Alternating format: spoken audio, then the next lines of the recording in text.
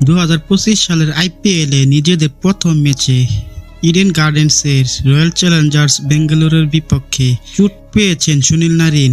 Kolkata night Riders এর Caribbean এই তারকা কবে মাঠে ফিরতে পারবেন কিংবা চোটের কি অবস্থা সেই বিষয় সম্পর্কে সুনির্দিষ্ট কোনো তথ্য জানতে পারেনি কলকাতা নাইট রাইডার্স এর ভারতীয় অধিনায়ক আজিঙ্কিয়া রাহানে। লম্বা সময় কলকাতা নাইট রাইডার্স এর জার্সিতে আইপিএল মাতিয়েছেন সুনীল নারিন। এবারের আইপিএল এ শুরু অংশে নিজেদের প্রথম ম্যাচ খেলার পর তার এই ইনজুরি দুশ্চিন্তায় ফেলেছে কলকাতা নাইট রাইডার্সকে। সুনীল নারিনের এই ইনজুরির পর গণমাধ্যমে খবর বেরিয়েছে সাকিব আল হাসানকে নিয়ে। সুনীল নারিনের বদলি ক্রিকেটার হিসেবে নাকি কলকাতা সাকিব আল হাসানকে বিকল্প হিসেবে নিতে পারে এমন সম্ভাবনার কথা উঠে এসেছে বিভিন্ন গণমাধ্যমে, যদিও কলকাতা নাইট রাইডার্সের ম্যানেজমেন্টের পক্ষ থেকে জানানো হয়নি সুনীল নারিনকে বদলি করা হবে কিনা কিংবা তার বদলি হিসেবে কাকে দলে নেওয়া হবে।